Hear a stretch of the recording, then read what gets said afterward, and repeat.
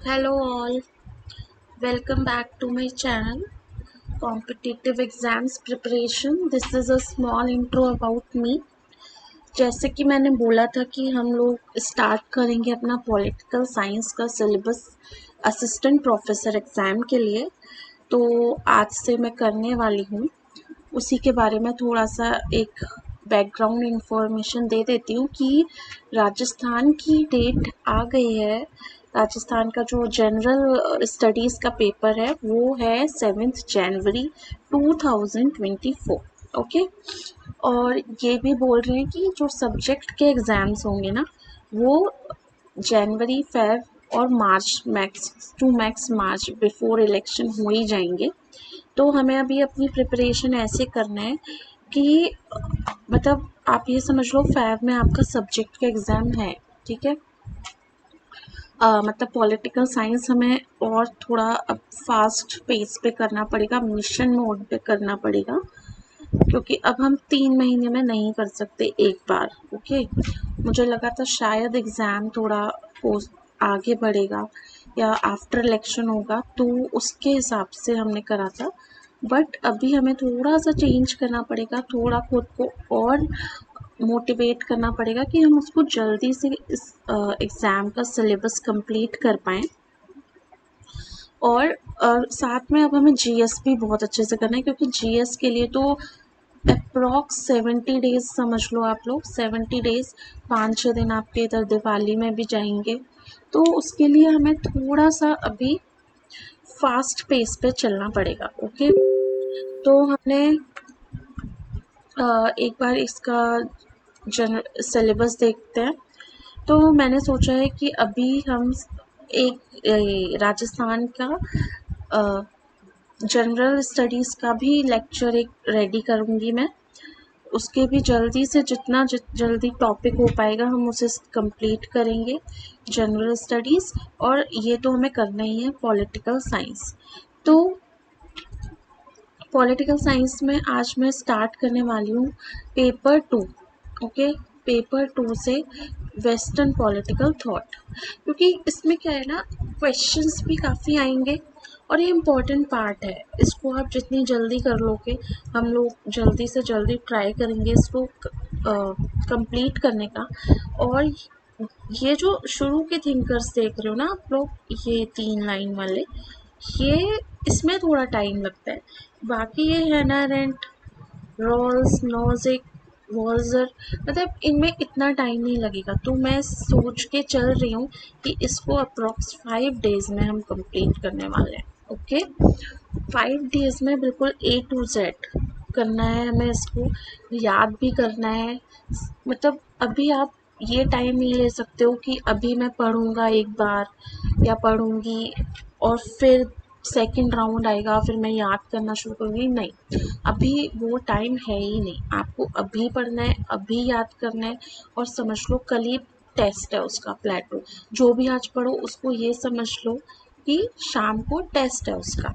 तो उस हिसाब से अब आपको अपना फ्रेमवर्क, अपना माइंडसेट बनाना है कि जो पढ़ रहे हैं उसको याद भी कर रहे हैं। क्योंकि अभी 2 महीने आप दिसंबर तक टाइम लेके चलो बस, क्योंकि जनवरी में हो सकता है पॉलिटिकल साइंस का एग्ज़ाम फर्स्ट स्टेज में डाल दें। 3-4 स्टेजेस में एग्ज़ाम होता है, हो सकता है फर्स्ट स्टेज में ही आपका एग्ज़ाम हो जाए, हमारा एग्ज़ाम हो जाए। तो हमें ना बिल्कुल दिसंबर तक तो ये कोर्स ख़त्म करना है, रिवीजन भी करना है, इसके MCQs भी सॉल्व करने हैं। तो ये सारी चीज़ें हमें कंप्लीट करनी है। तो 5 डेज मैंने लेकर चला है आज, बट आज मैं सिर्फ प्लेटो ही करने वाली हूँ। लेकिन नेक्स्ट लेक्चर से एटलीस्ट 3 to 4 थिंकर्स एक लेक्चर में ही होंगे, और वो हमें याद भी करने हैं, पढ़ने भी। Okay, so let's start. क्योंकि आज फर्स्ट क्लास है इसलिए मैंने थोड़ा स्लो रखा है कि ठीक है आज एक ही थिंकर करते हैं, लेकिन अच्छे से करते हैं उसको। पॉलिटिकल थॉट से स्टार्ट हम कर रहे हैं। ओके, पॉलिटिकल थॉट अभी मतलब अगर हम इसका जनरल, अब देखिए अभी पहले मैंने सोचा था कि हम सीरीज को थोड़ा 3 मंथ्स में सोच रहे थे करने का, तो टाइम लेके कर रहे थे। लेकिन अभी मुझे क्या लग रहा है कि एग्ज़ाम है, तो हमें थोड़ा ना एग्ज़ाम ओरिएंटेड होना पड़ेगा। हम बहुत डीपली थ्योरी में नहीं जा सकते। मतलब देखो, आपको भी पता है, अगर प्लेटो पे क्लासेस लेना कोई शुरू करता है तो प्लेटो पे हफ्ते भर भी क्लासेस चल सकती हैं, 10 डेज। लोग प्रोफेसर्स जो होते हैं यूनिवर्सिटीज़ में, वो बहुत अच्छे से सब कुछ करते हैं। बट अभी हमें क्या है, एग्ज़ाम क्लियर करना है, और तो इसलिए हमें थोड़ा थोड़ा समझना भी है। ऐसा नहीं है मैं सिर्फ ऐसे फैक्ट्स याद करा दूंगी आपको, बस ये नहीं, थोड़ा सा बैकग्राउंड नॉलेज भी लेंगे। लेकिन हमारा भी फोकस ये होना चाहिए कि हम याद कर लें जल्दी से, फैक्ट्स को अपने दिमाग में रख लें, ताकि जो हमारा पर्पस है इस सीरीज़ का वो सॉल्व हो पाए। ओके, ठीक है। तो फर्स्ट है पॉलिटिकल थॉट। तो थॉट से हम लोग क्या समझते हैं कि मतलब thoughts of prominent thinkers. Okay, prominent thinkers है हमारे। अभी आप ये सोचो, अभी मुझे कोई थॉट आ जाए, आपको कोई थॉट आ जाए, तो क्या वो पॉलिटिकल थॉट में चला जाएगा? नहीं ना। तो वो क्या होता है, प्रोमिनेंट थॉट उन थिंकर्स के जो हमारे बहुत पहले से चल रहे हैं, उन थिंकर्स के हमें थॉट्स को, उनके विचारों को पढ़ना है। Okay, we need to study them chronologically, कि मतलब पहले कौन आया। मतलब ऐसा नहीं है कि पहले आप स्टार्ट कर लो रॉल्स से, ठीक है, या पहले बीच में आपको मन करा चलो आज मैकियावेली पढ़ लेते, नहीं। एक सीक्वेंस है। सीक्वेंस इसलिए क्योंकि थॉट्स इवॉल्व हुए हैं। ओके, ऐसा नहीं है कि मतलब कोई चीज़ इवॉल्व हो रही है, यहाँ से चल रही है तो ऐसे ऊपर जा रही है या नीचे जा रही है, जो भी है एक प्रोसेस है। तो इसलिए हम पहले शुरू करते हैं ग्रीक से, ग्रीक थॉट से, है ना। ग्रीक से शुरू करा, फिर मतलब ये आइडियलिज्म आ गया, देन लिबरलिज्म आ गया, देन जो भी आगे चलते जा रहे हैं, फेमिनिज्म, ये सब चल रहे हैं, ठीक है। फिर ये सोशलिज्म, मेन तो ऐसे करके चल रहे हैं, ठीक है। तो अब थॉट, अब ये थॉट्स किसके ऊपर है? इन लोगों के जो थिंकर्स हैं, जो हमारे प्रोमिनेंट थिंकर्स हैं, उनके थॉट किस पे थे? एक तो nature and purpose of state. मतलब जो, जब आप ये ग्रीक से शुरू हुआ था थॉट प्रोसेस, मतलब हम जो वेस्टर्न पॉलिटिकल थॉट पढ़ते हैं वो सबसे पहले ग्रीक एज का पढ़ते हैं ना। तो ग्रीक एज में सबसे जो लोगों ने थॉट प्रोसेस शुरू किया वो कैसे किया? क्या होता है कि सोसाइटी, वो लोग सिटी स्टेट्स में रहते थे, एक सोसाइटी था, लेकिन सोसाइटी में क्या हो रहा था, प्रॉब्लम्स भी थे, ठीक है। थिंकर, मैं कुछ देख रही हूँ, मान लीजिए अभी मुझे दिख रहा है कि यार बहुत विमेंस के साथ या कोई डिसएडवांटेज क्लासेस के साथ अच्छा नहीं हो रहा है, कुछ प्रॉब्लम हो रहा है। तो मतलब मुझे लगेगा यार कुछ तो करना चाहिए, कुछ तो इस चीज़ पे हमें करना चाहिए। बट क्या हम उतना एक्सट्रीम लेवल तक सोचते हैं कि हमारा एक थॉट इतना बन जाए, हम ऐसा कुछ रेवोल्यूशनरी लिख दें कि फिर हमारे नाम से वो शुरू हो जाए? नहीं, अभी हम इतना एक्सट्रीम नहीं सोचते। बट ये जो थिंकर्स हैं, इन्होंने अपने टाइम में कुछ ऐसा सोचा कि वो आज हम पढ़ रहे हैं, राइट। मतलब कुछ इतना एक्सट्रीम, एक्सट्रीम नहीं बोलूँगी मैं, कुछ ऐसा रेवोल्यूशनरी, कुछ हटके सोचा जो कि हम आज पढ़ रहे हैं। तो थिंकर ने सोसाइटी को देखा, पहले सोसाइटी को देखा, उसमें देखा कि यार कुछ प्रॉब्लम चल रहा है, चलो इसे सॉल्व करते हैं। तो उस उस जो उसके ट्रिगर हुआ, उसके दिमाग में ट्रिगर हुआ कि ये प्रॉब्लम है, इसको हमें सॉल्व करना है, ठीक है। फिर अब उस टाइम स्टेट तो था ही, तो उनके थॉट कैसे शुरू हुए कि भाई अब कौन सुधारेगा इसको? तो उन्होंने नेचर एंड पर्पस, कैसी तो स्टेट हो जो इन सब प्रॉब्लम्स को सॉल्व कर पाए, और उसका पर्पस क्या हो। मतलब ऐसा तो नहीं कि वो स्टेट खुद ही परेशान करने वाली है लोगों को। तो उस चीज़ पे थॉट शुरू हुए। सॉक्रेट्स, प्लेटो, एरिस्टोटल, आप इन तीनों का थॉट देखोगे तो पूरा ही पूरा किस पे है कि स्टेट कैसा हो, स्टेट का पर्पस क्या हो, वो स्टेट को हम कैसे अपने लाइफ में ला पाएँ, कैसे उसको प्रैक्टिकल वे में अडॉप्ट कर पाए। तो अभी स्टेट बन गया, चलो भाई स्टेट बना दिया प्लेटो ने कि एक आइडियल स्टेट ले आया वो, ठीक है। बट अब उन स्टेट को कुछ तरीके भी तो होंगे ना। अभी बस मैं ये बोल दूँ ये लो रख लो, ये आइडियल स्टेट मैंने बना दी, ठीक है भाई, यहाँ पे सब झूठ नहीं बोलेंगे, ठीक है, चोरी नहीं करेंगे, बट इसको अप्लाई करने के लिए भी तो कुछ चाहिए, इसको मतलब कैसे अपने अप्लाई करें, है ना, कुछ तरीके चाहिए। तो आधा थॉट प्रोसेस तो आप ये समझ लो कि आइडियल स्टेट को डिस्क्राइब करने में गया कि क्या होना चाहिए, कैसे होना चाहिए, ये जो प्रॉब्लम्स आ रही हैं वो क्यों आ रही हैं, तो आधी चीज़ें तो उसमें हुई। और बाकी चीज़ें कि हम उन पर्पसेस को कैसे सॉल्व करें, उस आइडियल स्टेट को कैसे अपने लाइफ में लेके आएं, उसके कुछ तरीके भी दिए, ठीक है। तो ये जो थॉट प्रोसेस था ग्रीक एज में, यही इसके ही अराउंड चल रहा था, और चीज़ें सोची ही नहीं जा रही थी, क्योंकि ग्रीक टाइम में स्टेट और सोसाइटी एक ही चीज़ थी। ये नहीं था कि स्टेट कुछ अलग है, सोसाइटी कुछ अलग है। जो भैया स्टेट में है वो स्टेट के अंदर ही है सोसाइटी, मतलब एक स्टेट बड़ी चीज़ है, मतलब कुछ इनमें डिफरेंस नहीं है, ये इक्वल है, ओके। तो स्टेट और सोसाइटी दोनों चीज़ें सेम है। तो अब आगे बढ़ते हैं, और मैंने ये थोड़ा सा याद करने का, ये समझने का काम किया हमने, अब थोड़ा सा याद करने का काम आने वाला है। तो जॉर्ज, ये कुछ बुक्स हैं जो बहुत इम्पोर्टेंट बुक्स हैं, इनको हमें लर्न करना पड़ेगा। अब देखिए, सबसे पहले वाली बुक है हमारी Sabine, history of political theory. Sabine की बुक है हिस्ट्री ऑफ पॉलिटिकल थ्योरी, कई बार पढ़ेंगे इसे, हिस्ट्री ऑफ पॉलिटिकल थ्योरी, मैं बीच में फिर से पूछूंगी। फिर है डनिंग, डनिंग की बुक है हिस्ट्री ऑफ पॉलिटिकल थ्योरीज। अब देखो, अभी ये सेबाइन का जो सेबाइन और डनिंग में, अगर आपने हिस्ट्री ऑफ पॉलिटिकल तो ठीक है, बस थ्योरी और थ्योरीज का अंतर है।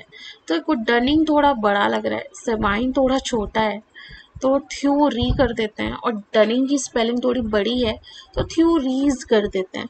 मतलब ऐसे ही अजीब से ट्रिक्स हमें करने पड़ेंगे दिमाग में लाने के लिए। इस सेबाइन की है history of political theory, Dunning की है हिस्ट्री ऑफ पॉलिटिकल थ्योरीज। अब आ गया जिटेल, देखो उसमें टी टी टी दिख रहा है ना जिटेल में, तो इसका भी history of political thought, T है ना, थॉट जिटेल, ऐसे करके थोड़ा सा बना के देखो आप अपने दिमाग में, तब ये याद होगा, क्योंकि अभी बुक्स ये शुरुआत है, इतने बुक्स इतने स्टेटमेंट्स हो जाएंगे कि हमें ऐसा ही कुछ ट्रिक से करना पड़ेगा याद। कोकर, रीसेंट पॉलिटिकल थॉट, देखो फ्रांसिस डब्ल्यू कोकर, ओके। तो आप मान लो फ्रांस अभी बना है, ठीक है, तो रीसेंट पॉलिटिकल थॉट, ओके। पहले पूरा यूरोप वगैरह था, यूरोप में आप थोड़ा सा इमेजिनेशन, एक स्टोरी फॉर्म कर लो अपने दिमाग में कि अभी फ्रांस बना है, तो फ्रांस के अभी बना है, तो रीसेंट पॉलिटिकल थॉट देखो ज़्यादातर कॉमन है।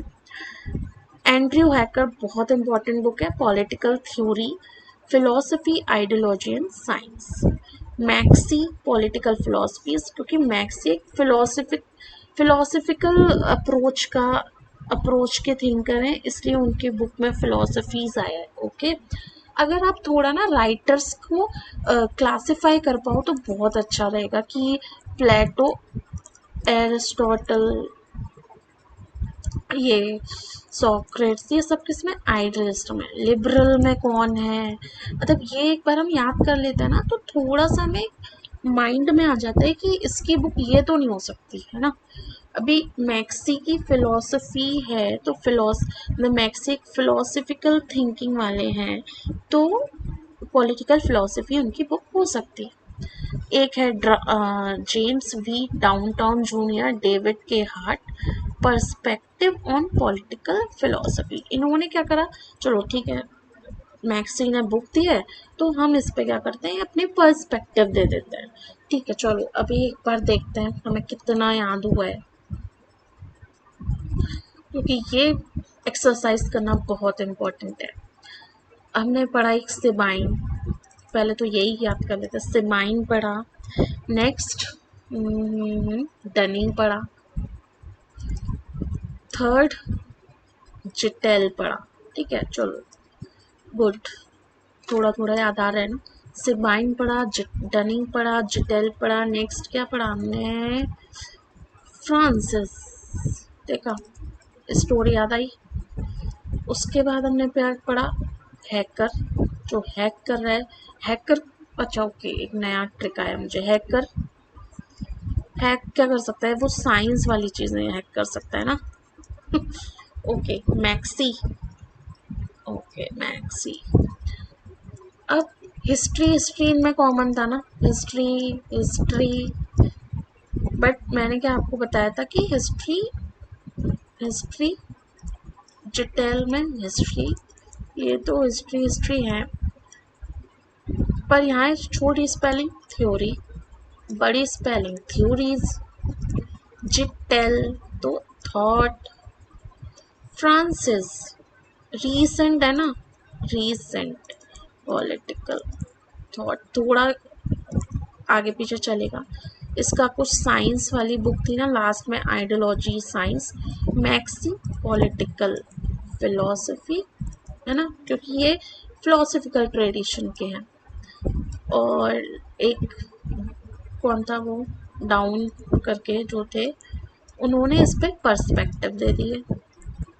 ठीक है, तो इस हिसाब से देखो आपको याद करना पड़ेगा, फिर से बार बार बार बार ये चीज़ें हमें करनी पड़ेंगी, तभी हमें याद होगा। Okay, now back to our studies. तो हमने ये याद किया, अब ये थोड़ा सा बस समझने का है, इसमें ऐसा कुछ इतना याद करने का नहीं है, बट स्टिल थोड़ा सा इन्फॉर्मेशन होना भी ज़रूरी है। देखो एग्ज़ाम में फैक्ट्स तो आएंगे, लेकिन साथ में हर बार कुछ थ्योरेटिकल चीज़ें भी पूछ सकता है, वो आपको हेल्प रहेगा। अब अप्रोचेस, अप्रोचेस में क्या होता है कि कैसे हम इन थिंकर्स को पढ़ें। ओके, कुछ अप्रोच भी तो लेनी होगी ना, ऐसे तो नहीं हो सकता कि आज चलो मेरा मन हो रहा है कि प्लेटो की बुक पढ़ लेते हैं, प्लेटो का रिपब्लिक पढ़ लेते हैं, लेकिन कुछ माइंडसेट होगा ना। एक पॉलिटिकल साइंस का स्टूडेंट और एक जनरल इंसान जो प्लेटो को पढ़ रहा है, उसमें आपको लगता है ना थोड़ा डिफरेंस होगा, दोनों में थोड़ा थोड़ा कुछ अलग होगा ना, सोचने की मतलब एक कैपेसिटी अलग होगी, एक व्यू पॉइंट अलग होगा। हम लोग पॉलिटिकल साइंस के जो स्टूडेंट हैं वो कुछ अलग तरीके से चीज़ें सोचते हैं। हो सकता है दूसरे इंसान को प्लेटो की उतनी इम्पोर्टेंस ही ना पता हो, कौन प्लेटो कौन एरिस्टोटल, तो सबका क्या होता है, अप्रोच अलग होता है। ठीक है, अब आपने चलो मान लिया मैं आज पढ़ने जा रही हूँ कि ठीक है प्लेटो की रिपब्लिक पढ़ते हैं, तो अब प्रॉब्लम ऑफ इंटरप्रिटेशन आ जाता है ना, कि प्लेटो ने कुछ लिखा है तो उसको प्लेटो ने, अभी प्लेटो का दिमाग तो हम नहीं जान सकते कि उसने ये क्या सोच के लिखा, तो आप शायद उस चीज़ से कुछ और इंटरप्रेट कर लोगे, मैं शायद कुछ और इंटरप्रेट कर लूँगी, तो क्या होगा, दो ऐसे ही हर कोई जो पढ़ रहा है वो डिफरेंट डिफरेंट डिफरेंट चीज़ें निकालेगा प्लेटो के रिपब्लिक से, कि यार इसने ये लिखा है, इसका मतलब तो ये भी हो सकता है। ठीक है, थिंकर्स, तो थिंकर जो भी बुक लिखते हैं ना, उसमें दो चीज़ इम्पॉर्टेंट होती है, कि एक तो वो कुछ ऐसा लिख जाते हैं कि जो भाई सदियों से चल रहा है। ठीक है, मतलब एक कुछ ऐसी यूनिवर्सल सी लाइन लिख दी, यूनिवर्सल सा थॉट लिख दिया जो आज तक रेलेवेंट है। अभी हम वो भी देखेंगे आज तक क्या रेलेवेंट है। और कुछ ऐसा होता है कि अब आप देखो, अब आप जहाँ रहते हो ना, वहाँ से चीज़ें मतलब अपने से मतलब आइसोलेट नहीं कर सकते, कि मैं कमरे में बंद हूँ और दुनिया में क्या चल रहा है उससे मुझे कोई फ़र्क नहीं पड़ता। ऐसा होता है क्या? नहीं होता।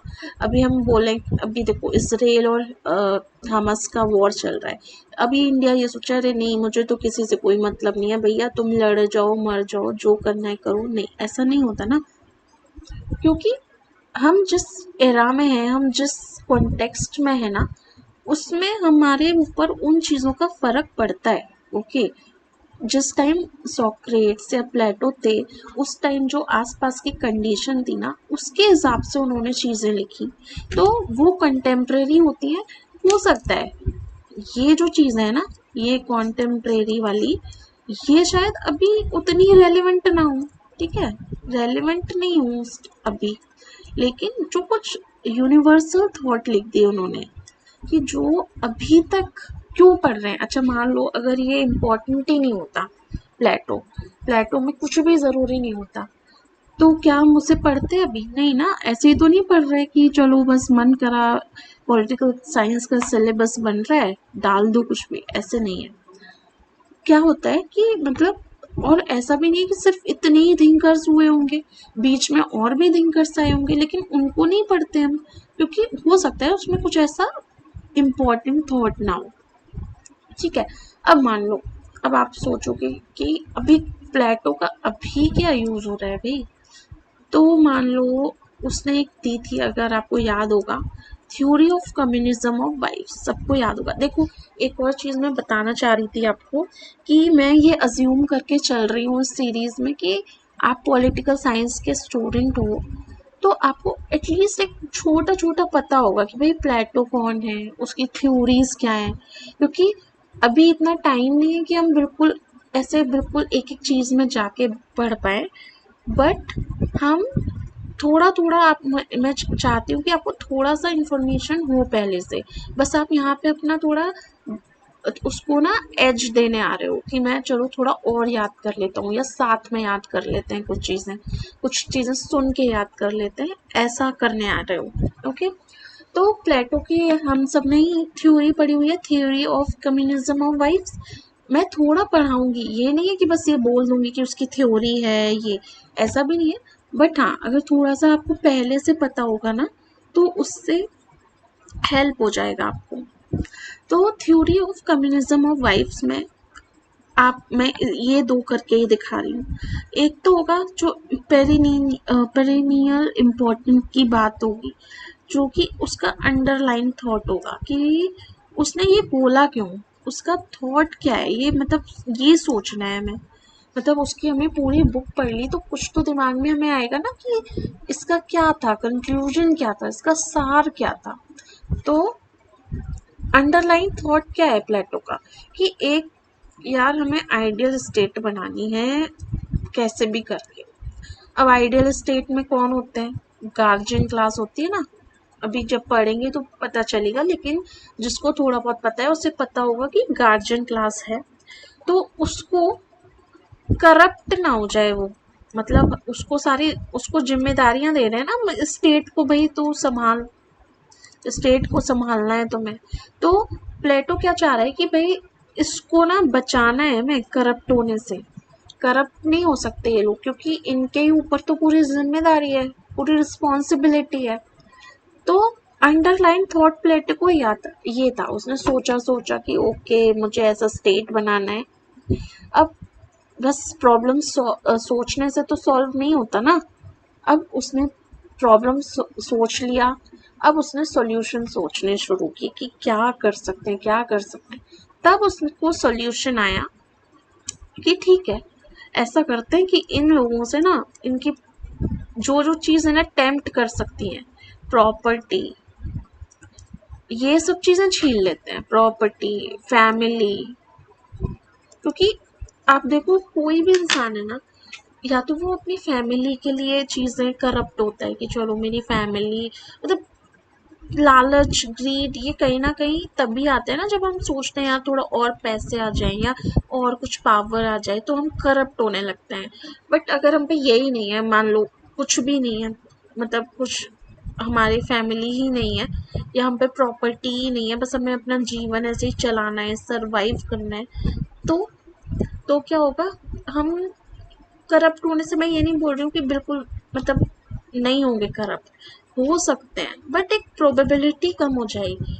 तो उसने एक सॉल्यूशन ये दिया, और उसने दूसरा सॉल्यूशन अपना एजुकेशन सिस्टम दिया, जो कि बहुत ही, मतलब मैं कहूँगी बहुत ही रेवोल्यूशनरी आइडिया था प्लेटो का।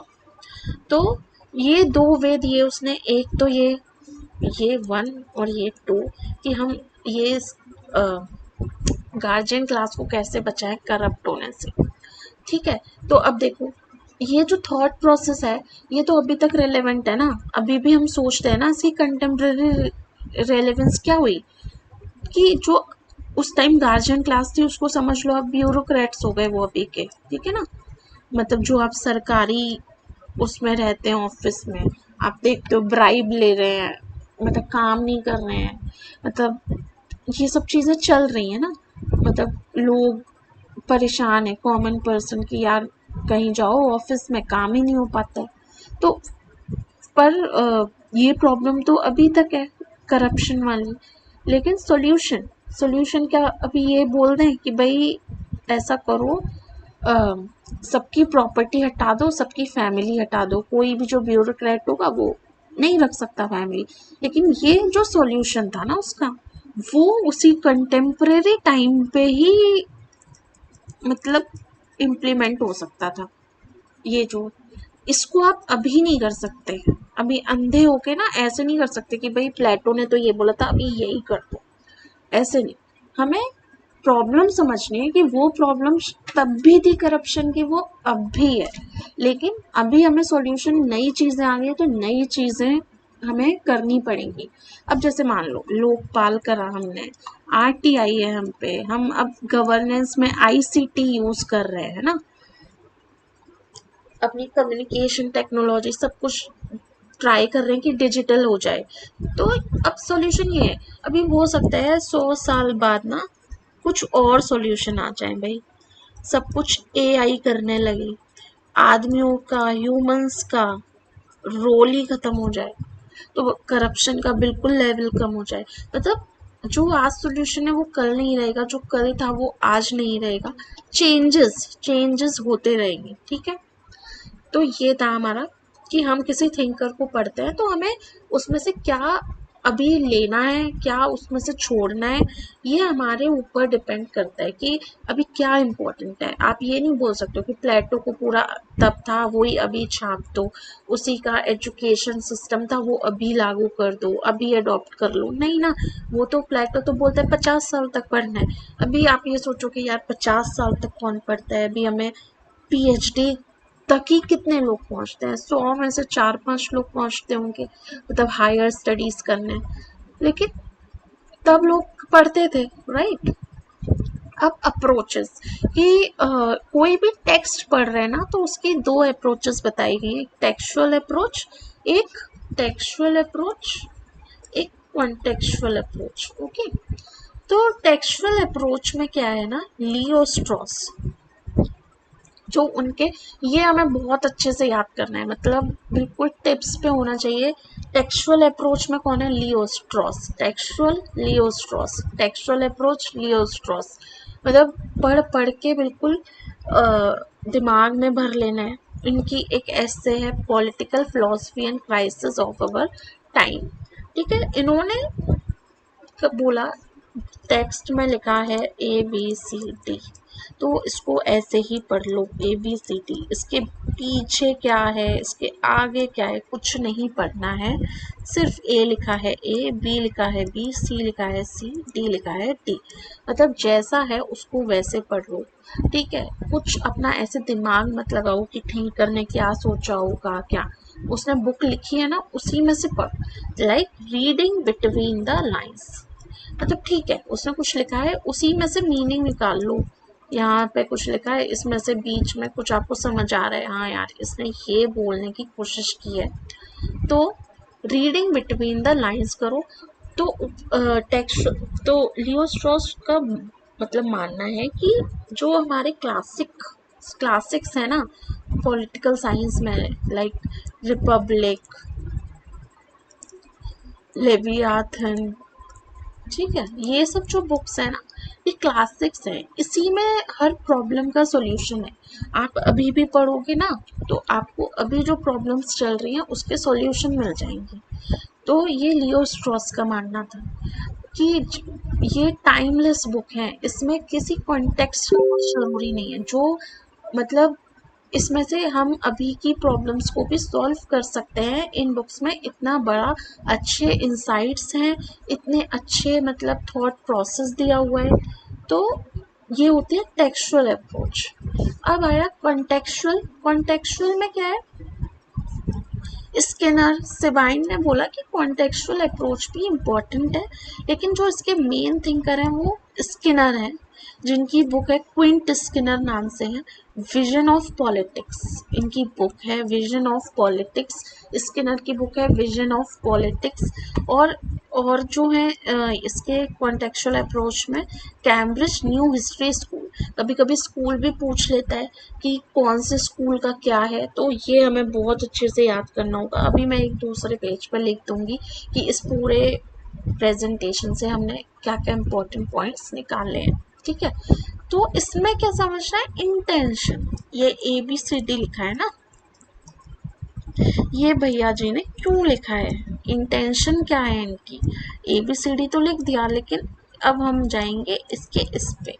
अब ये नहीं सिर्फ ABCD ही पढ़ ली, उसका कॉन्टेक्स्ट क्या था, कहाँ रह रहा था वो, मतलब प्लेटो अगर, तो इस टाइम क्या कॉन्टेक्स्ट था, ग्रीक एज चल रहा था, ग्रीस में रह रहा था उस टाइम, डेमोक्रेसी भी थी जो कि करप्ट थी। ठीक है, सोसाइटी जो थी वो बहुत ऐसे छोटे छोटे सिटी स्टेट्स थे, और सोसाइटी और स्टेट में कोई अंतर भी नहीं था।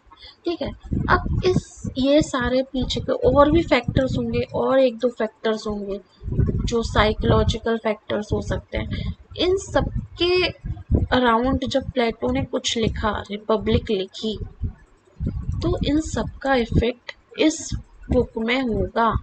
ठीक है, मतलब ऐसा नहीं है कि प्लेटो कहीं दूसरी दुनिया प्लेनेट पे चला गया फिर वहां पे से कुछ लिख के ले आया, ऐसा ऐसा तो नहीं था।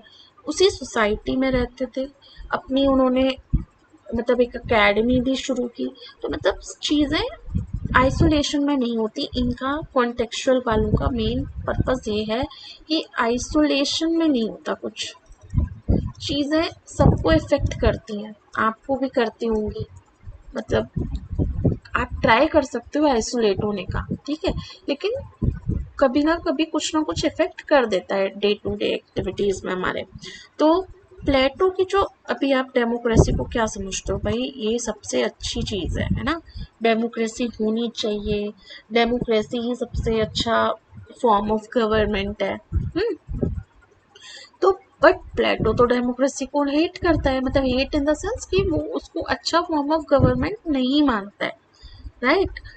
तो प्लेटो का बिटरनेस क्यों था, क्योंकि उस टाइम उसके मेंटर को, सोक्रेटिस को ना, डेमोक्रेसी की वजह से ही क्या करा, डेथ हुई उसकी, मतलब उसको जहर दिया गया तो उसने पी लिया।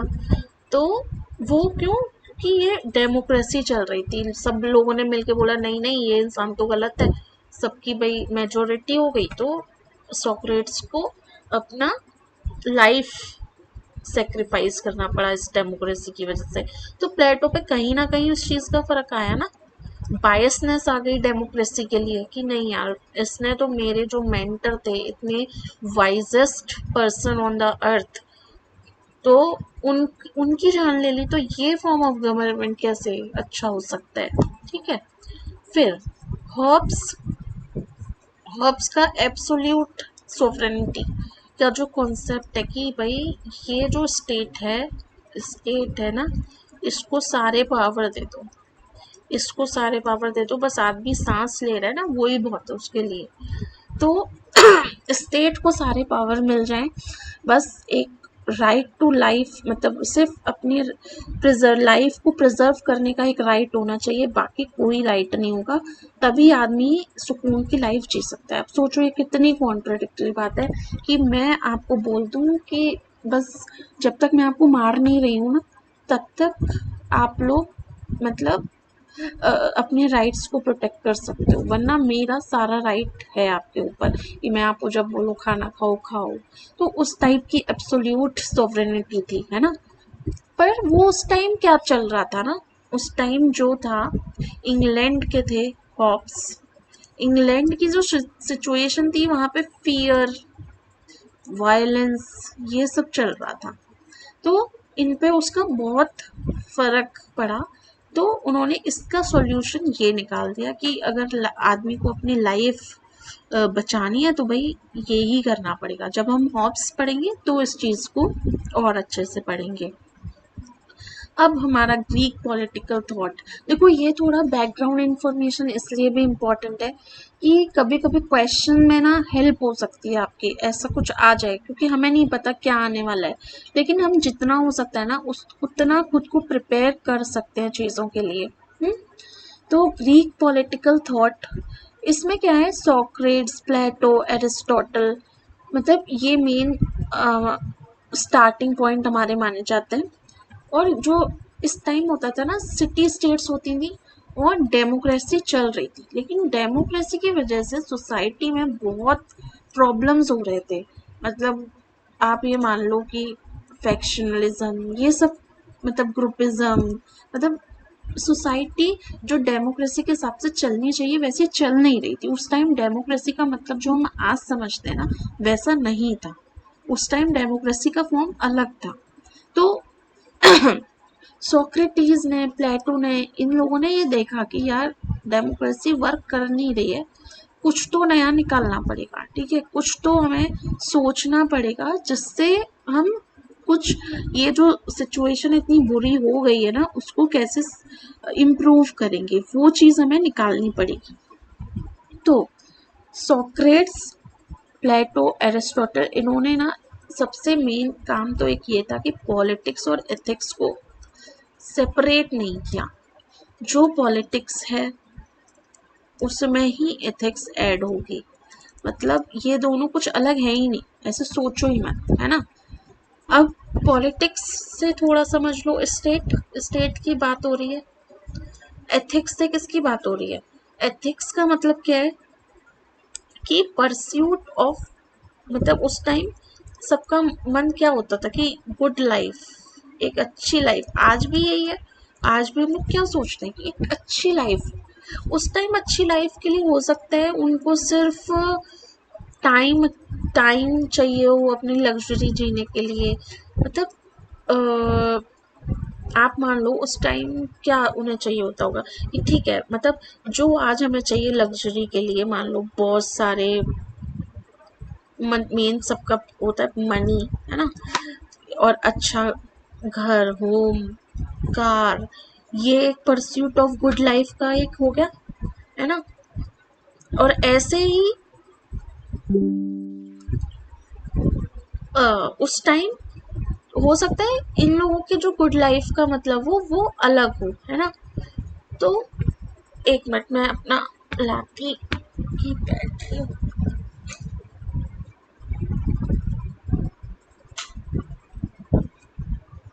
Sorry guys. तो उस टाइम क्या हो सकता है, उस टाइम जो लग्जरी की चीज़ें चाहिए होती होंगी वो अलग होती होंगी, परस्यूट ऑफ गुड लाइफ का जो डेफिनेशन होगा वो अलग होगा। तो उस टाइम ये होता था कि जो एथिक्स, एथिक्स और पॉलिटिक्स को हम एक ही मानते थे, इसलिए पॉलिटिक्स उस टाइम हर कोई इन्वॉल्वमेंट चाहिए होता था सबका। और ये सब पॉसिबल कब होगा, ऐसा नहीं है ना, इसके लिए हमें पॉसिबल करने के लिए कोई चाहिए, तो लोगों ने स्टेट बनाया, मतलब कि भाई कुछ तो एक ऑर्गेनाइजेशन चाहिए जो क्या करेगी, ये जो गुड लाइफ का हमारा सपना है उसको पूरा करेगी, है ना। तो ऐसे स्टेट, स्टेट का जो एक स्ट्रक्चर है, मतलब स्टेट क्यों क्यों चाहिए हमें, स्टेट चाहिए ही क्यों, तो मतलब इसलिए चाहिए था उनको कि भाई गुड लाइफ को कैसे हम अपनी लाइफ में, मतलब कैसे अपनी लाइफ को गुड लाइफ में चेंज कर सकें। तो अब हम शुरू करते हैं प्लेटो, ओके। मैंने थोड़े से ऐसे नोट्स ट्राई करे हैं बनाने के, हम लोग इससे पढ़ेंगे और कुछ एडिशनल चीज़ें होंगी तो हम इसको भी कर लेंगे, ठीक है। प्लेटो, अब देखो फैक्ट्स हमें याद करने हैं साथ के साथ कि कब ये मतलब ठीक है, इतना इम्पोर्टेंट नहीं होती है कि ये बर्थ वाले इस टाइप के क्वेश्चन हो, लेकिन आपके दिमाग में ना एक टाइम पीरियड होना चाहिए, एकदम ऐसे नहीं होना चाहिए ये हुए हैं 428 में आपको 128 याद हो, आपको शायद कुछ और ही याद हो, 1000 याद हो, मतलब इतना, मतलब 428 का 427 430 चलेगा, लेकिन इतना नहीं चलेगा, है ना, थोड़ा सा आपको टाइम फ्रेम दिमाग में होना चाहिए। ओके, तो 428 बीसी से 347 बीसी में डेथ हुआ इनका, 428 बीसी से 347 बीसी, ठीक है। 407 बीसी में वो सोक्रेट्स से मिले, एथेंस में, है ना, एथेंस में पैदा हुए थे, ठीक है, सोक्रेट एथेंस में। तो प्लेटो का हमने फर्स्ट पॉइंट क्या याद किया कि 428 बीसी से 347 बीसी, 428 बीसी से 347 बीसी सोक्रेट से मिले 407 में और एथेंस में, ठीक है। फिर 399 बीसी में सोक्रेट्स डाइड। तो जब सोक्रेट्स की डेथ हो गई और वहाँ सिचुएशन ऐसी आने लगी कि यार इन्हें खुद की लाइफ के लिए भी बहुत डर लगने लगा, तो वो चले गए इजिप्ट, इटली, ग्रीस, सिसिली, मतलब ये कंट्रीज, मतलब ऐसे सोच, मतलब क्वेश्चन आ जाए कि इनमें से प्लेटो ने कौन सा मतलब कंट्री में गए हैं या नहीं गए हैं, तो आपको थोड़ा दिमाग में होना चाहिए इजिप्ट, इटली, ग्रीस, सिसिली, ठीक है। अब देखो हमें थोड़ा सा करना पड़ेगा याद, हम यहाँ लिखते जाएंगे हम क्या क्या याद कर रहे हैं, राइट। थोड़ा सा याद करो, 3, देखो मुझे खुद भूल गया, 427 है ना, से 347 एथेंस, ठीक है। 407 में, है ना, 407 ही था ना, 407 में वो सोक्रेटिस से मिले। थोड़ा सा बस टाइम फ्रेम याद होना चाहिए हमें, कौन कौन से, जब 407 में मिले, 399 में उनकी डेथ हो गई सोक्रेट्स की। फिर वो कहाँ कहाँ गए, इजिप्ट, याद करो, इजिप्ट, इजिप्ट, ग्रीस नहीं, इजिप्ट नहीं, सिसिली,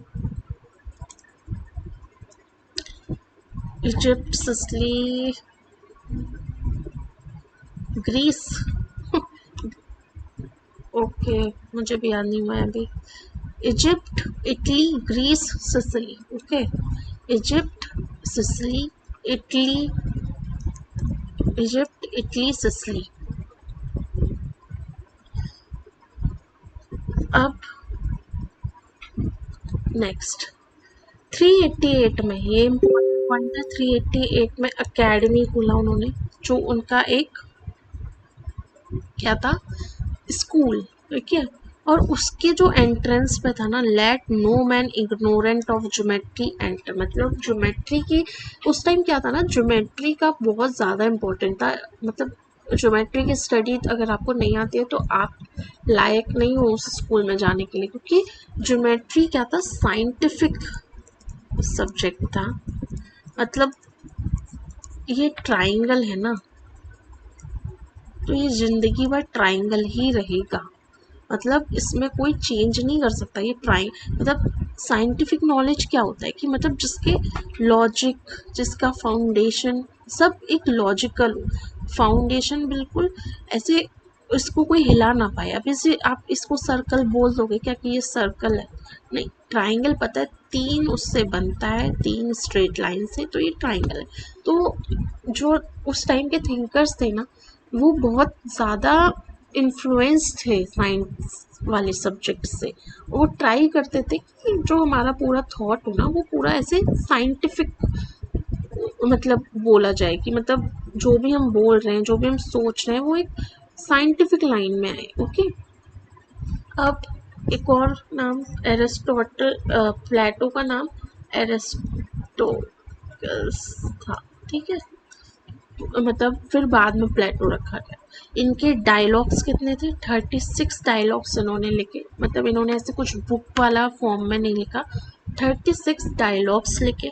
और उस टाइम क्या था, रूल ऑफ 30। अगर आपको ऐसे कुछ वर्ड आ जाए, ये रूल ऑफ 30, देखो इतना डीप में तो नहीं पूछेगा कि रूल ऑफ 30 में कौन था, कहाँ तक, क्या मतलब एक वर्ड एसोसिएशन से आ सकता है कि प्लेटो के किसके टाइम पे रूल ऑफ 30 था, इस टाइप के क्वेश्चन आ सकता है।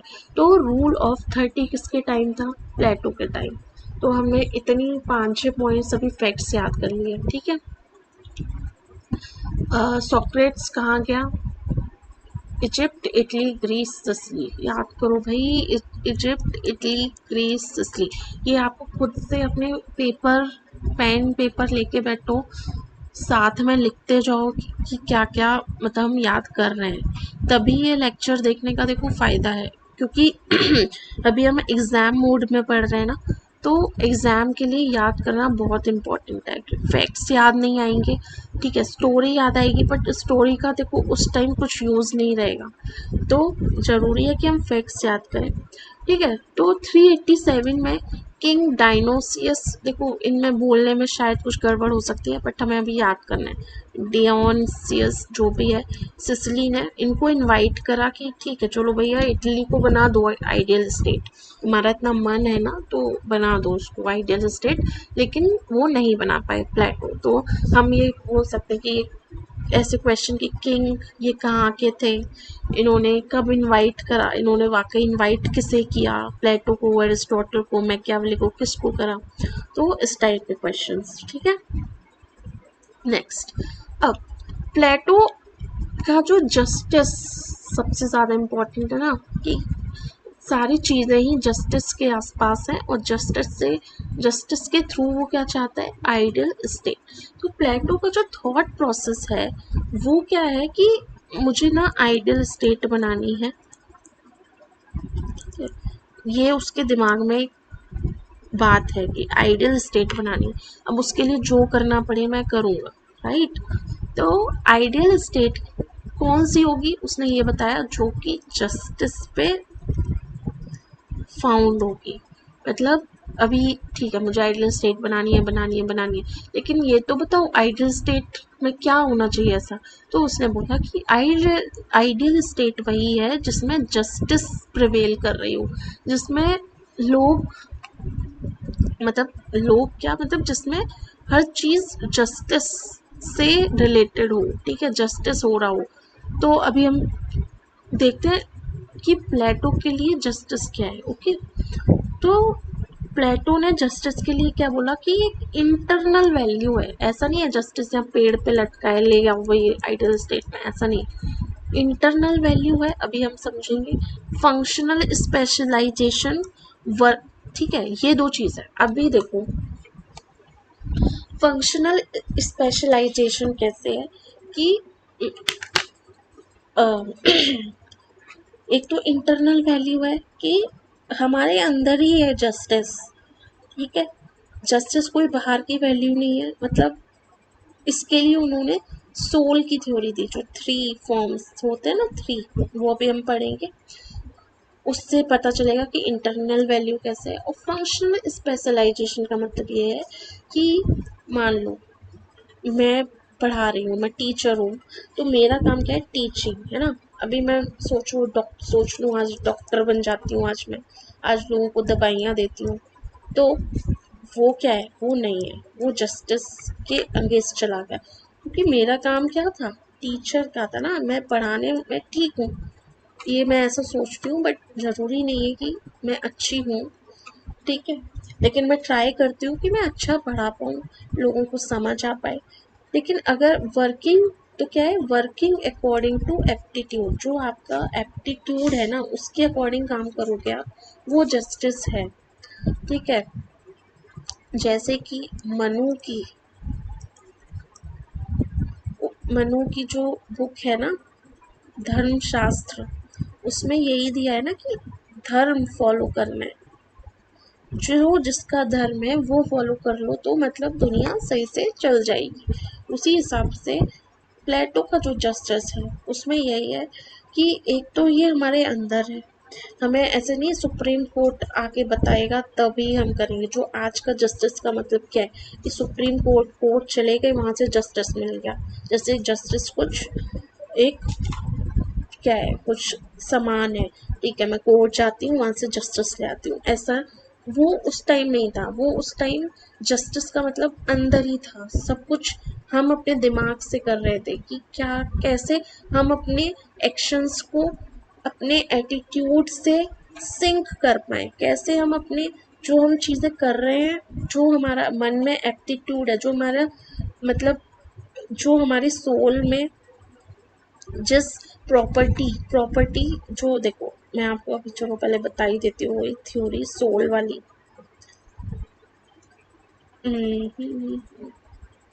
ठीक है, कहीं पे ओके, ठीक है, मैं ऐसे ही बता देती हूँ आपको। सोल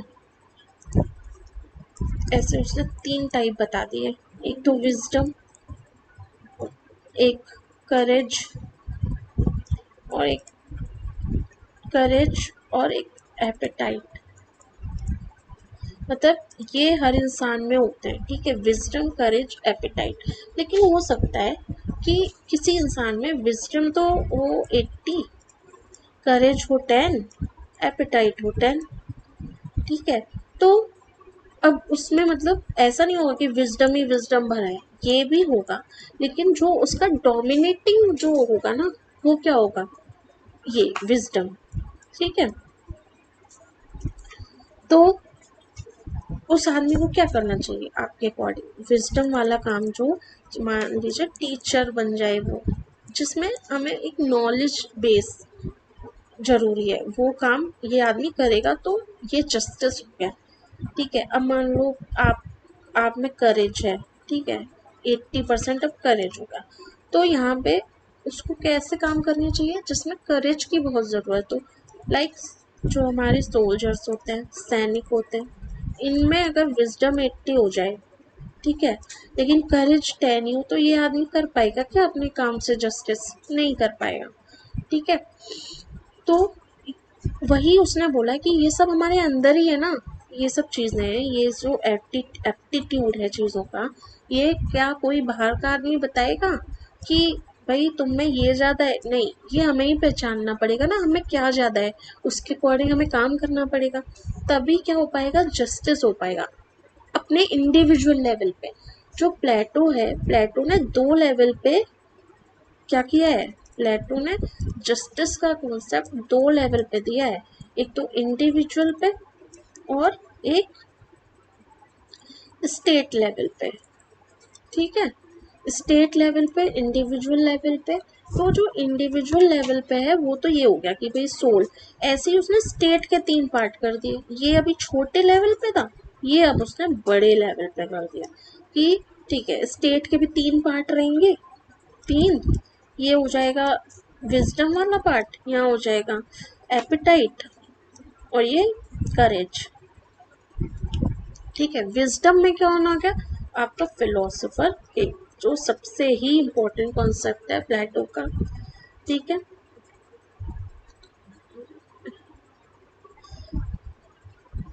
एप एपिटाइट वाले जो बिजनेस, इंडस्ट्री, ये सब करेंगे। करेज वाले जो मतलब अ, अपने स्टेट को प्रोटेक्ट करेंगे, ठीक है, करेज, जिसमें करेज चाहिए। तो ये जो अभी हमने इंडिविजुअल पे ही पढ़ा, वो क्या होगा, बढ़ के स्टेट लेवल पे आ गया, ये स्टेट लेवल पे आ गया, तो ये 2 लेवल पे जस्टिस हो गई, यही है आपका प्लेटो का जस्टिस का कॉन्सेप्ट, ओके। बट ये तो आपने समझने वाला काम कर लिया ना, अब हमें याद करने वाला काम करना है।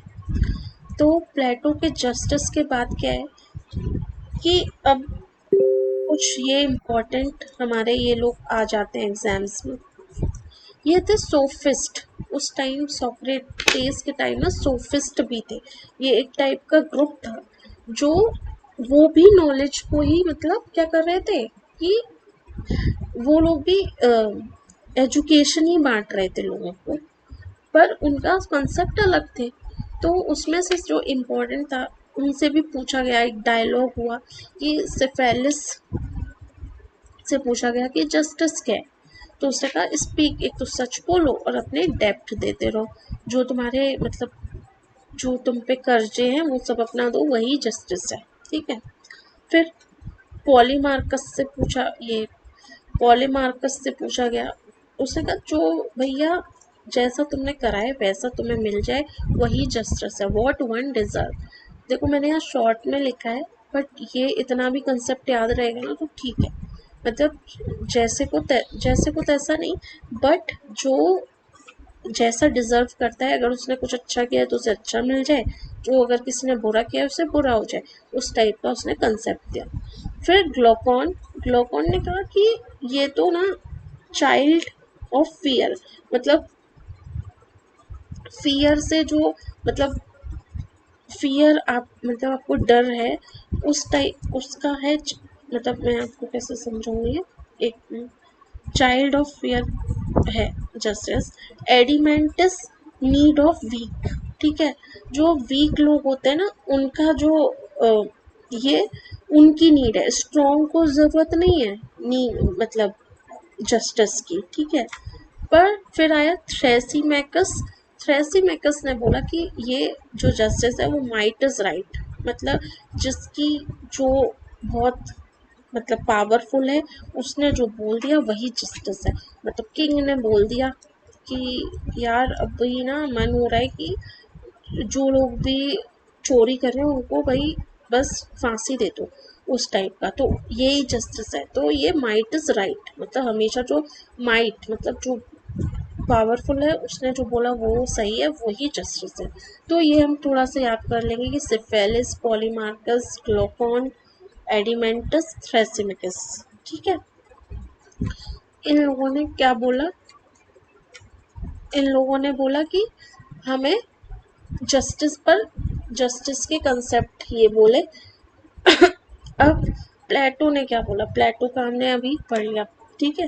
तो ये इन सब पे थोड़ा थोड़ा हम याद रखेंगे कि क्या इन लोगों ने बोला है और प्लेटो ने क्या बोला है, ताकि अगर क्वेश्चन आए तो हम उसको कर पाए। अब ये थोड़ा सा हमें याद करना पड़ेगा कि प्लेटो के डायलॉग्स कुछ अर्ली स्टेज के डायलॉग्स थे। ठीक है। चार्माइट्स, इसमें क्या है, टेम्परेंस के ऊपर है। लाइसिस फ्रेंडशिप के ऊपर है। लीचेस करेज के ऊपर है। प्रोटोगोरस वर्च्यू इज नॉलेज। यूरिफायरो पिटी के ऊपर है। और इस टाइम बुक 1 ऑफ रिपब्लिक लिखी उसने शुरू में। तो शुरू में चार्माइट्स, कार्माइट्स, लाइसिस, लीचेस, प्रोटोगोरस, यूरिफायरो करके।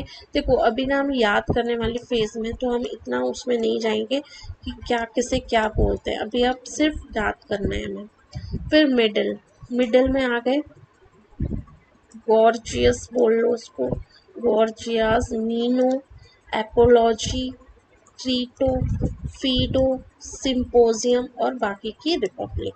ठीक है। ये उसने मिडिल मतलब एक टाइम फ्रेम होगा, शुरू में क्या लिखा, बीच में क्या लिखा और last letter. Statement, sophist, Theaetetus, Philebus, Parmenides, laws, Timaeus. ये उसने क्या करा कि अपना ये लास्ट की बुक्स, स्टेटमेंट जो थी इम्पोर्टेंट है लास्ट के फेज में। एक ये लॉज इम्पोर्टेंट है, लॉज में ये वर्ड आता है नॉक्टर्नल काउंसिल। तो ये इम्पोर्टेंट क्वेश्चन बन जाता है हमारा कि नॉक्टर्नल काउंसिल की बात किसने की है, तो वो किसने की है, प्लेटो ने। ओके। अब रिपब्लिक ये थोड़ा इम्पोर्टेंट है क्योंकि फर्स्ट बुक, इस पर 10 बुक्स हैं, हम थोड़ा सा ये याद करेंगे कि फर्स्ट बुक में किसके बारे में बात करी है, man life, nature of justice, morality, इन सब चीज़ों के बारे में। ठीक है। तो मतलब शुरू शुरू में उसने थोड़ी फिलोसफिकल बातें कर ली, ऐसे याद कर लो आप। 2, 3, 4 इसमें और स्टेट। अब चलो ठीक है, फिलोसफी की बातें कर ली, अब कौन सी बातें होनी चाहिए देखा जाए तो स्टेट आ गई। स्टेट में एजुकेशन, ह्यूमन नेचर कैसा होगा ये। 5, 6, 7 में आइडियल स्टेट, कम्युनिज्म, फिलोसफर की। ठीक है। 8, 9 में एनार्की, केओस और 10 में कैपेसिटी ऑफ सोल।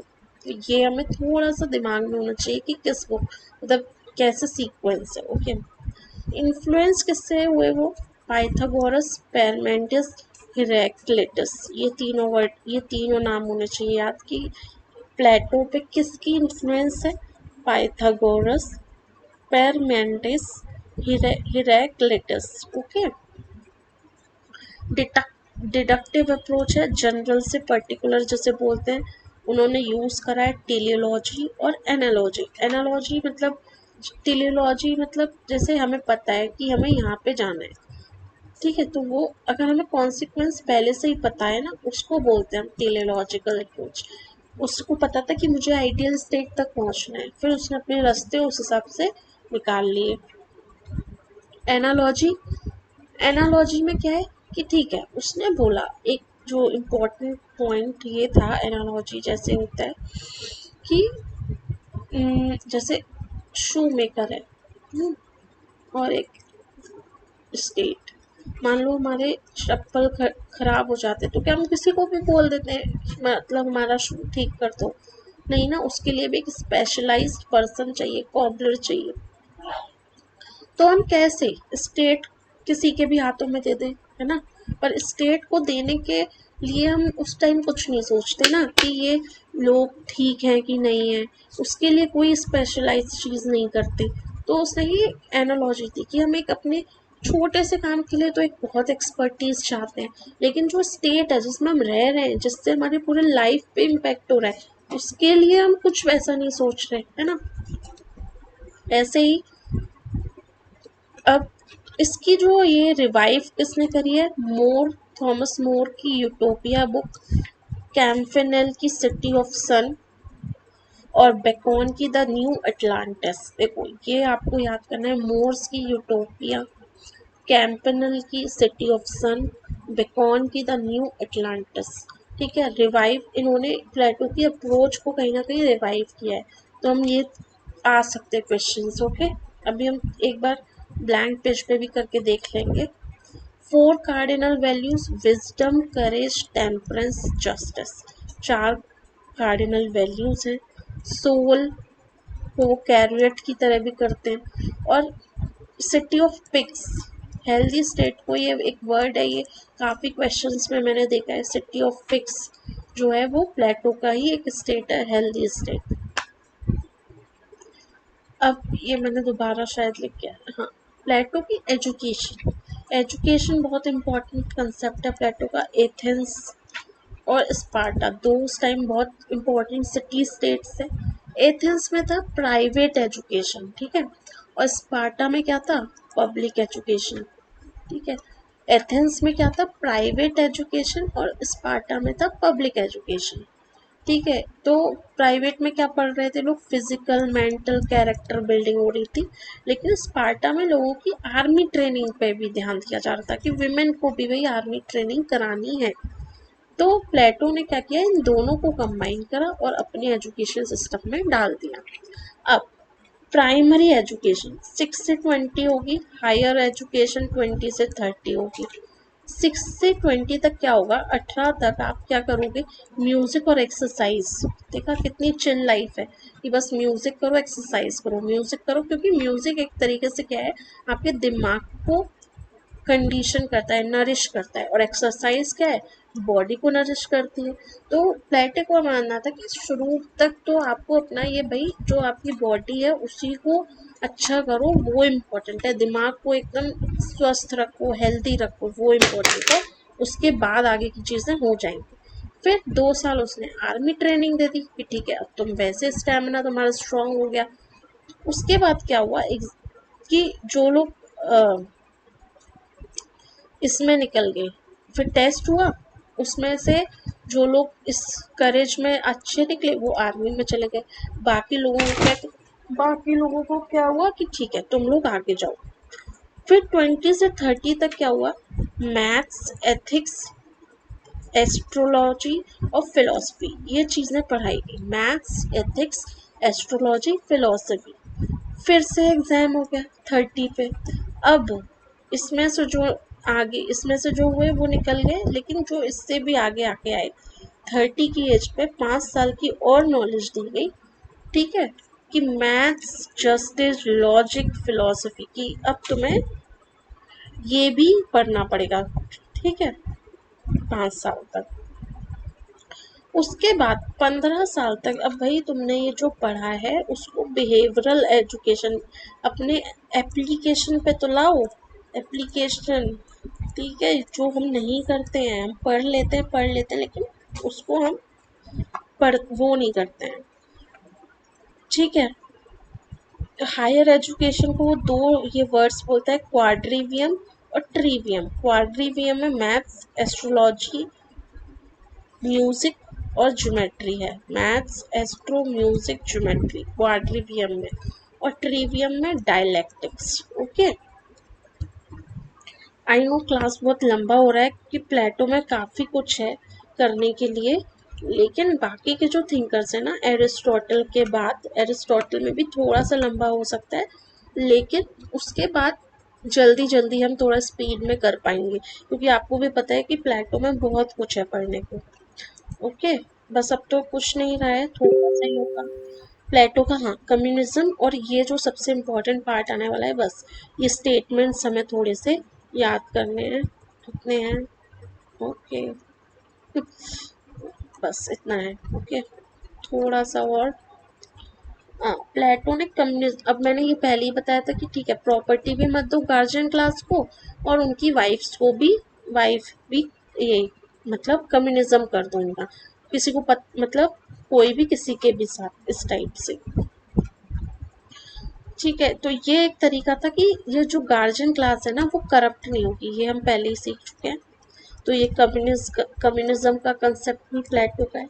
अब ये जो इम्पोर्टेंट है, ये जो क्वेश्चन में सबसे एग्जाम्स में सबसे ज़्यादा आते हैं, वो ये इम्पोर्टेंट पॉइंट्स हैं, ये हम पढ़ेंगे। क्रिटिक्स कौन है प्लेटो के, ठीक है। पॉपर, सबसे important critics Popper, Chapman, Crossman, CM Bowra, W Fite, फेसिंगटन और विनिस्पर, ठीक है। प्लेटो ने बोला कि ये जो अपना प्लेटो ने बोला कि सॉरी, पॉपर ने बोला कि प्लेटो जो है एनिमी ऑफ ओपन सोसाइटी, क्योंकि भाई ये तो सब कुछ छीन ले रहा है ना लोगों से, प्रॉपर्टी नहीं रख सकते, अपनी फैमिली नहीं रख सकते, तो एक तरीके से ये क्या है, फर्स्ट फासिस्ट है, ठीक है। चैपमैन ने बोला prince of conjurors, prince of कंजूर्स।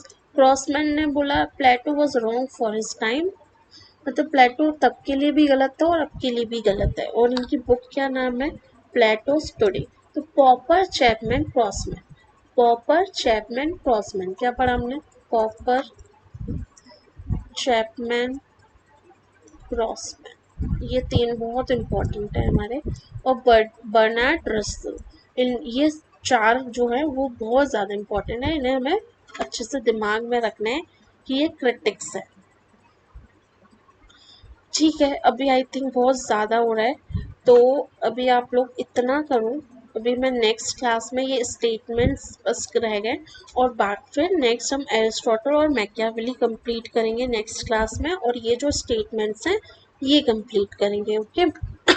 तब तक हमें और ये सब रिवाइज करेंगे एक बार, तो आपको एक बार फिर से रिवाइज करना है, और मैं ये देखती हूँ कि ये कैसे, इसका नोट बना के एक टेलीग्राम चैनल पे जो दिया है वीडियो के नीचे, उसमें आप डिस्क्रिप्शन में है, उसमें आप उसको सब्सक्राइब कर लो, मैं वहाँ पे ये नोट डाल दूँगी, देखो आप इतना भी याद कर लोगे ना, ये जो अभी हम करने वाले हैं इतना याद कर लोगे, 99% क्वेश्चन हो जाएगा हमसे, ठीक है।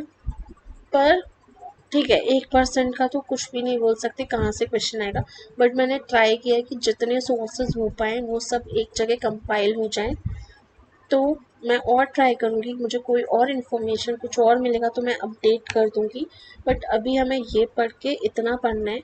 और देखो, शुरू के जो पार्ट है उसमें कुछ याद करने वाला नहीं था, वो सिर्फ समझने वाला पार्ट था, अभी आगे से क्लासेस भी छोटी रहेगी, और और हम थोड़ा फास्ट भी जाएंगे, थोड़े फैक्ट्स जल्दी जल्दी याद करेंगे, ठीक है। ओके, आज के लिए इतना ही। Thank you so much.